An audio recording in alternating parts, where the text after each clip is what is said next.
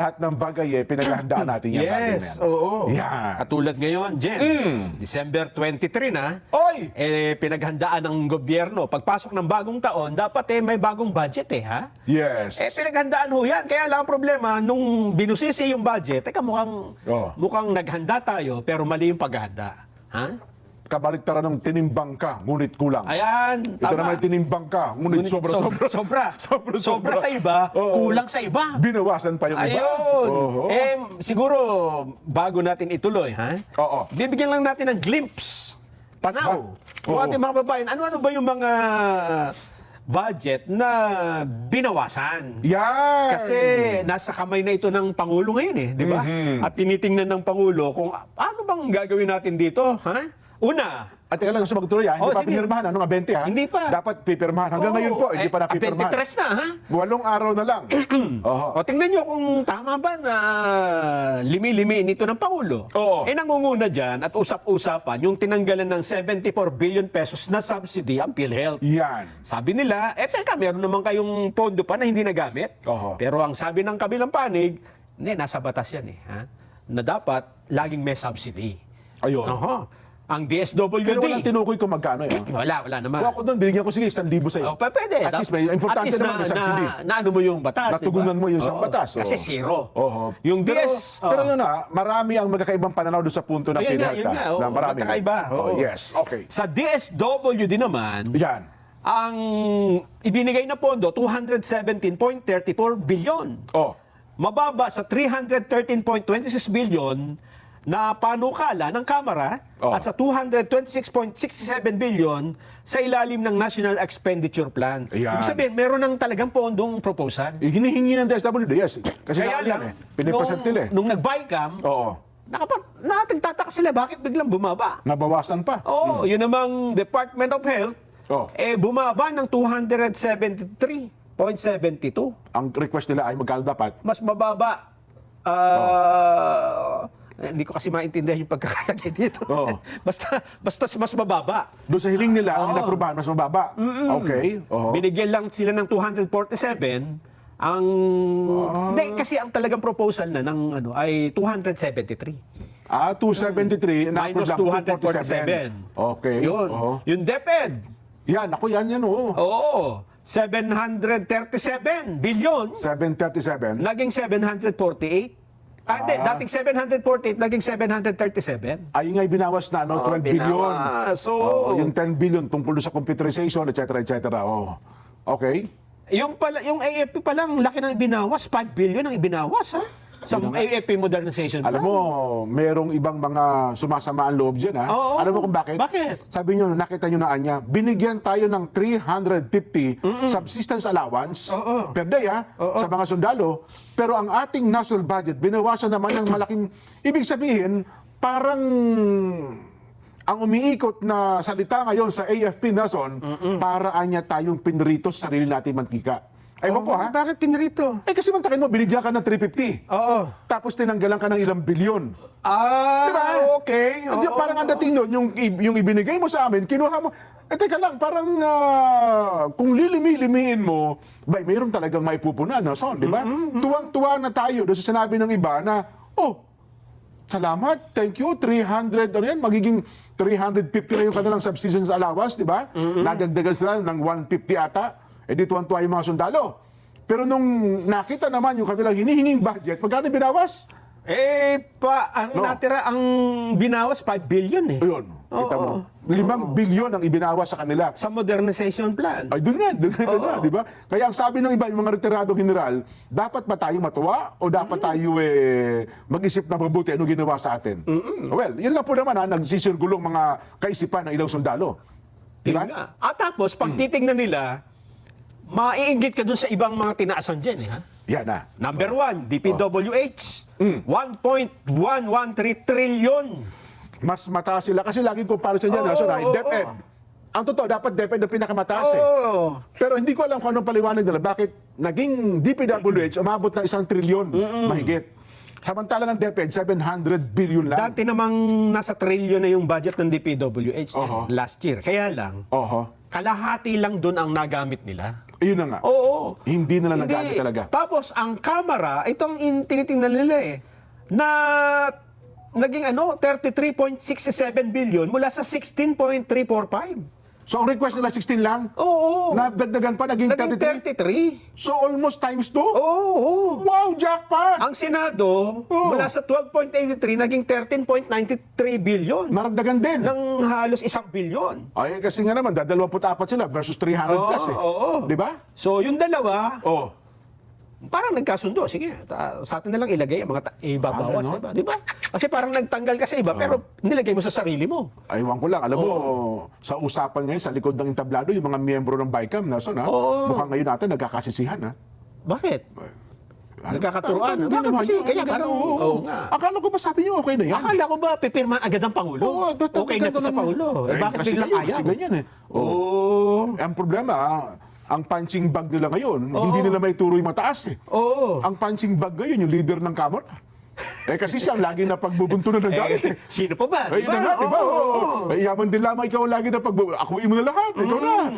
Ewan ko lang ha, kung aalma ngayon. Kasi yun ang nagsisirkulo din na Nelson. Ganun ba? Doon sa 24 na miyembro. Kasi 12-12 yan eh. Oo. 12 representante Sa ng BICAM. Oo. Senate, Oo. tsaka 12 representante ata ng Kamara. Kamara. Ay ngayon, ganun na. Naku po. Ano na nangyari ngayon? 23 na, hindi pa napipirmahan yan. Eh, ano kayang gagawin dyan ng presidente? Di ba? Yan, oo. Nako. At yan ho sinasabi natin na Iimbestigahan natin ng Quadcom yan. Ipatatawag yung mga miyembro ng BICAM. Delikado kayo. Pwede kaya gawin yun, ano? Kasi bigla nagkagulo sa BICAM eh. At kung ako si Kong Paduano, ipatawag yan. Your Honor, I move. Pero galit na galit dyan.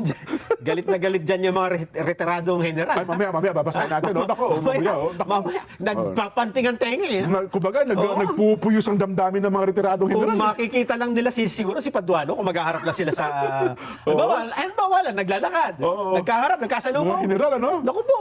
Ano ang mangyayari, no? Baka sabihin, punitin ang ating sidula! So ano pa, Senado at saka Kamara, dagdag pala sila? Yung tatlo pala na yun, ang naka-jackpot dyan sa mga binawas na yan. Oo. Kasi nananatiling intact yung ating budget eh, di ba? Parang 5 points. Yes, yung total. Yung total. Hindi naman pwede nilang bawasan yan eh. Hindi na, oo. Pwede lang yan, medyo i-align mo ng konti. Bawas kayo, dagdag mo sa kabadya. Bawas sa Yan, kabila, oo. dagdag dito. Oo. Pero sa kabuuan yun na yun. Oo. Yun na po yun. Kaya lang mukhang nagkamali nga sila doon sa ilang binawasan dyan. Oo. Biruin mo, TOST, Yan. binawasan. Oo. Department of Agriculture, Yan, laki din ang binawasan. Agriculture, ha? Oo, tapos DepEd, yung tatlong lang na yun eh. Ha? Oo. Huwag na nating isama muna yung PhilHealth. Kasi nga, magkakaiba yung pananaw dyan at mukhang... Yung PhilHealth medyo contestable talaga yun. Tsaka 50-50. debatable. 50-50. Oo. Kaya lang yung tatlo, mukhang dun talagang may problema. Ha? Tsaka yung, di ba, sabi nila, DSWD pa pala. ayan, At saka yung yung sa budget, hindi naman naaprubahan yung AKAP eh. Ay, oo, Pero sa BICAM, pumasok. Bigla nagkaroon. Kasi ang unang kahilingan, 36 billion, well, hindi na-approve yung 36. Ang na-approve po, 26, pero meron pa rin. 26 billion pa rin ang ibinigay sa kanila. Oo. Di ba? Ganun ba? Ano ang nangyari? Akala ko ba naninindigan ng Senado noon na talagang walang akap? O, yun nga. Yakapan, meron siguro. Eh, katulad nitong sina Precious. Sinong Precious at si Maki. Oh. Mga pamangkin ko to eh. Nanonood ba sila Baka ito ngayon? nagyayakapan. Dahil wedding anniversary nila ngayon. Andyan sila sa San Fernando, Pampanga. Yun! Yan ang akap. Happy wedding anniversary. Oo. Pero ang akap na yan, walang budget. Ha? Cost cutting ba yan? Cost cutting. Oo, Yun ano? nga. Yan ang sinasabi natin, Jen. Oo. Patatapos ang taon, pero yan ang, kung sa Pilipinas, sa gobyerno, ito ang malaking paghahanda nila, yung budget. Yun. Di ba? Ngayon, mas malaki po ang problema natin kung magkakaroon tayo ng reenacted budget. Di ba? Meron na lamang tayong 8 araw. Actually, sa Kamara at sa Senado, minadali yung pagdinig ng budget natin, di ba? Kasi talaga ang target nila, by December 20, mapirmahan ng Pangulo. Again, doon sa baba, wala tayong masisisi. Mukhang maayos sa baba. Mukhang doon talaga sa BICAM, nagkaroon ng hindi kawasay... ano ba ang nangyari talaga? Hindi ko maubos maisip eh. Ayun nga. Di ba? Hindi, kung tayong dalawa, Jen, Oo. nawala sa BICAM, hindi natin maintindihan paano nangyari, si Senador Aimee nga nandun eh. Ayun yun Di ba? ba? Oh, Ang sasabi, ba ano man nangyari? Para kami nangangapa sa dilim. Di ba? Oo. parang hindi nila alam talaga kung paano nangyari yun. Totoo. Sa lahat ng mahirap nangangapa ka sa dilim Oo. Baka ang makapa mo, kung hindi masangsang ang amoy. Di ba? Ako dapat, alam mo, sa pagkakataong ito, Oo. mukhang tahimik na tahimik si Senador Chis Cordero, ang sa ating Senate President. Oo nga, no? Senator Wala siyang Chis, kakibo-kibo ngayon, bakit ano? ayaw mo sana... Dati, pinagtatanggol pa niya yung tinanggalan nila yung DepEd. Yun, oo. Pero nung nagsalita yung DepEd, hindi ho totoo. Hindi namin nagamit yung computerization program fund na yan. Oo. 91%, 10% lang yung natitira. Yun na nga. Baka mula noon, nanahimik na sila. Nung nasoplan sa ni Yusek Oo. Jennifer, ano ba yun? Oo. Sibilya. Yes. Yusek Sibilya. Oo. Yun, hindi pala Jennifer Sibilya. Artista Artista ata yun, yun. oo. Yung basta si Yusek Sibilya, hindi po, ito na ho yan Yan. Out of 30 billion ata sa 2 taon, parang natitira, 2 billion na lang ata natitira nilang budget. At sabi nila, yung utilization rate nila, 90 plus. Ang DepEd pala, ang may pinakamalaking utilization rate na son, di ba? Yes. Kasi hindi mo pwede talaga tipper ng DepEd. Hindi. Di ba? At saka talaga, gumagastos yan. Kasi una, sa mga teacher. Yan. At continuous Pampasweldo pa lang operational kasi, di ba? Oo. Hindi po pwedeng tipper yung teacher At saka mga eskwelahan. Hindi katulad ng DICT. Ayan, naku. Isa sa pinakamababang utilization rate. Mantakin Nasa mo yan. 30% lamang. Oo. Patapos na ang taon. At sa lahat, mula nung itayo, Nelson, Oo. mula nang itatagpo ang DICT, sino man ang nanguna dyan, Oo. hindi ko po lubos maisip ko paano napakababa po ng inyong utilization rate. Tama yung maging matipid. Oo. Di ba? Tama ho yun. Pero, meron din hong sobrang pagtitipid Di ba? Lagi kong ibigay na halimbawa dyan, Nelson, sa isang pamilya, tay, di ba, patapos ng taon, tay, ang laki na natipid natin, 1 milyon Naku po, oo. Bakit po wala si nanay? Andun na sa ospital, anak. Bakit po? May ulcer, hindi nakakain ng 1 taon. Si ate po nasaan? Ayun, naghihilahod. Wala man lamang vitamin. Di ba? Hindi tama ang pagtitipid. Di ba? Oo, yun. Yun ang ating sinasabi, Udo. Tama yung magtipid. At saka ang budget kasi, Jen, Oo. kaya ka binigyan ng budget, kasi nagprograma ka ng mga gagawin mo. Oo. Hindi naman bibigyan ka ng budget at pepersahin ka na, gawin mo yan. Ikaw ang nag-propose yan Ayun naman. Ito pong gagawin namin, 1, 2, 3, 4, 5. Ito po mga budget na kailangan, 1, 2, 3, 4, 5. Oo. Ito lang ang ginawa mo. Ibig sabihin, hindi mo nagawa yung trabaho mo, di ba? Noong hinaharang yan, galit na galit ka. Di ba? Nung hinaharang ng mga mababatas at yun ay pinadadaan sa matinding pagbusisi, galit na galit ka. Nung inaprubahan naman, ayaw mo namang gastusin. Yeah. Di ba? Sino nga ba, di ba yung DICT secretary, yung bago, sabi niya, agas pa rin kanyang reaction tama. Ganun pa yung sabi niya. Oo, last year yan. Oo. Nung dinedepensahan nila yung budget for 2024. Kasi yung pinalta niya, 25% lang yung utilization rate. Kaya nung siya umupo, sabi niya, agas. Agas? Oh, anong nangyari? Pag-akuan niya, nandyan. Yan. Pag-akuan niya, nandyan. 3 months pa lang. Oo. Ubus yung 50% ng pondo namin. Hanggang ngayon po. 30 lang. Percent. 3 taon na ata siya sa kanyang posisyon ngayon. Ganun din pala ang problema. Ay, kung ikaw maagasan ako sa iyo. Ay, naku. Ang kanila palang paliwanag ng mga nakakaraan dyan, Oo. ay dahil bagong tayo pala yung opisina nila. Kaya no utilization. Eh ngayon, lumang-luma na. Di ba niya sa may UP yan? Sa may, dito sa may Ermin Garcia?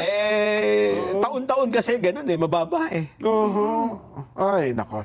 Anyway, ngayon, ang tanong natin dyan, ano gagawin ng Pangulo? Kasi sinusuri ito, no? Meron na lamang pong, ngayon, sabi natin, tapos na araw ngayon. E di, 7 araw na lang. Oo. Bukas, wala pang pasok, 24 Oo. Pero ito naman pwede naman gawin kahit walang pasok sila ha? Ganon? Oo, on their own pwede. Lalabayan ba ni Executive Secretary Lucas Bersamin yan? Dapat lang. Ganon, kasi ang tanggapan ni Secretary Bersamin, Executive Secretary, ang tututok dyan, Nelson At saka yung kanyang mga kasama. Si Jomar Canlas kaya magpupuyat din dyan. Oo, sanay sa puyatan yan. Si Yusek Jomar Nakasama ko sa Canlas. firma. Hindi yan yan ay isa sa pinaakamasipag na pagka binigyan mo ng trabaho. Hindi yan hindi niya titigilan niya hanggang hindi natatapos. Ay, pero ito, pambansang budget itong tututukan nila. Di ba? Ay, Kuya Jomar, paano ito, no ha? Pagka bukas, tapos sa susunod na araw, 25, aywan ko na lamang kung magpupuyat pa rin ba sila yan? Oo, kayang-kaya nila yan. Ganon? Eh, diabetes is magpupuyat pa rin? Magpupuyat yan. Ay, naku po. Talaga naman, paano? Sana. Kasi sabi nga po natin, pagtungtong po ng Enero 1, at tayo po yung re-enacted budget, mas malaki pong problema kakaharapin ng bansa natin. Kasi hindi yun yung nakaprograma diba? Yan. At hindi yun ang mga pinagplanuhan. O kaya naman, gaya ng mayroong pagkakataon na magkaroon tayo ng reenacted budget in 3 months eh. Di ba parang na-late, na-aprubahan ata ang budget noong January, February, March, at saka lang na ipatupad yung bagong budgeting natin. Di ba? Yun po ang ating sinasabi. At sana po naman ay maihabol. O kaya naman, isang option dyan, line B2. Di ba? Oo, yung mga Kasi hindi- pwedeng gagawin ng Pangulo. Ito, hindi mo na ito. Baka sa kabuuan, magkakaroon ng... Pero sabi kasi, mayroon ng naunang statement ng Pangulong Bongbong, ayaw niya ng line B2 eh. Sinabi na nga niya yun. Oo. At gagawan daw nila ng paraan na hindi ilaline dito. Oo. Paano yun? Ayun ang mga po yung hinihintay natin. Oo. Ayun. Kayo po ba? Tignan natin sa ating mga kababayan. Siguro maging box pa po rin na natin yun. So, kayo po ba umaasang mapipirmahan ng Pangulong Bongbong Marcos ang ating pambansang budget bago matapos ang taon? Yun.